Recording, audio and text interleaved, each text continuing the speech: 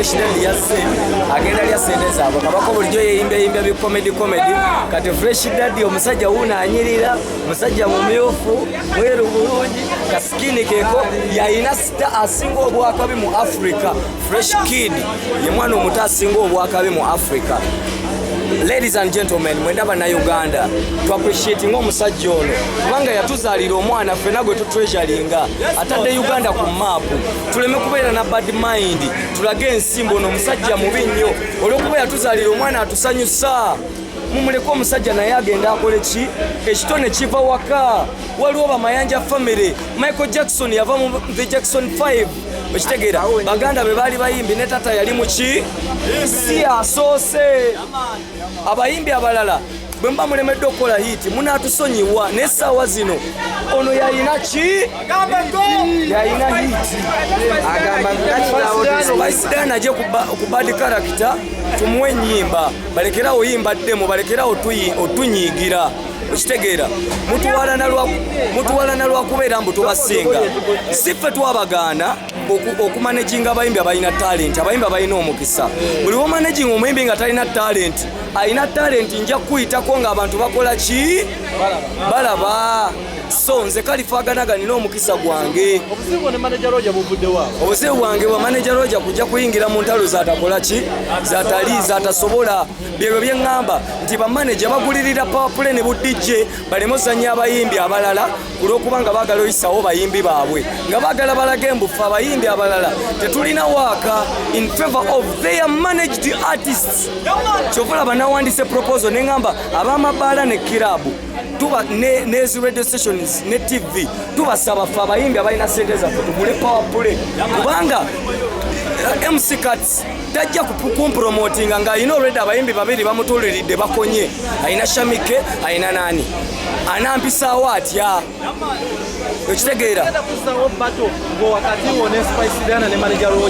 anti olutalo lwange si lwabwe nabo olutalo lwange lwakulwanirira abayimbi balala n'abayimbi abato bajje baveeyo kubanga nze banwanisiza olaba nze owamanyi banwanisa kati ate olwo atalina kyali bajja mulwanisa. Kyokulaba nti ssaawa zino mu Uganda temuli mu hit temulimu nabayimbi olw'entalo ezikoze eki ziyitiridde.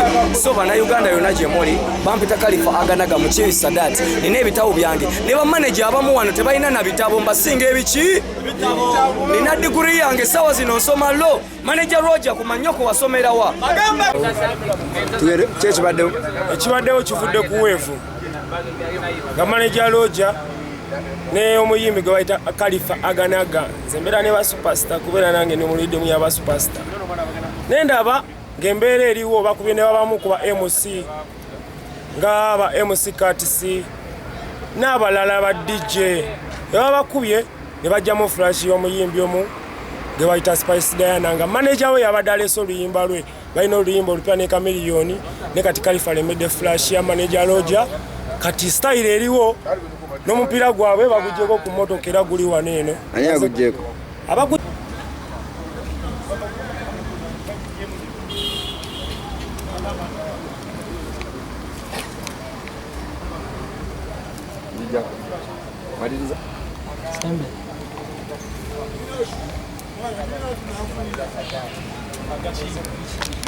emisana biravuga bakama abekyo n'ayamba ku byalo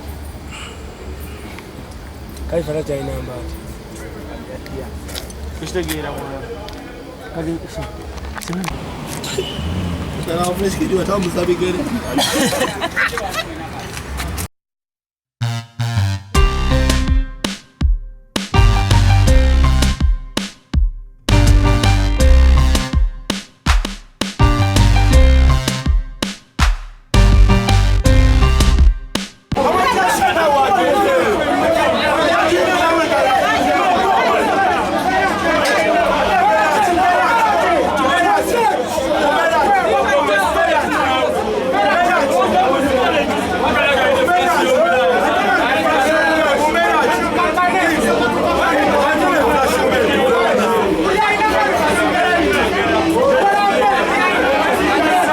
Fresh, yaimbeje waita copycat rhythm. DJ mateka yaka yeko kwa yo mwana. Copycat rhythm. Freestyle. Yeah. DJ akaimba kawaita ukoje uleche waita roga wakakaseti kalifa zize kuzuna talent size promotinga jesi wadamizo shitegera me nothing dummy. I'm a real artist, you know. Me support real artists and real talent.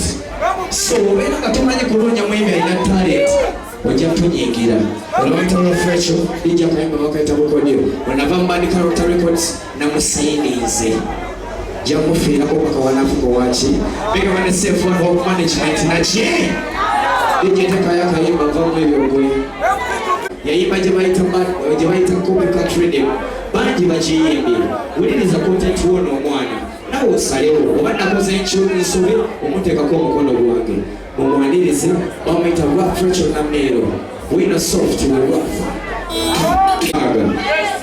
agenda kubeera superstar akerereza mukama naki abatulwanisa mwena eyogeyeena dengo n'omuyita Rough Rachel abadde ngeri mu New Eagles so netumukyusa nze nakoze ekitundi wagita Mani Character kwepromotinga na promotinga bayimbi bano naki bambite mbakumakokola more chance kyembasaba yaman. Thank you so much.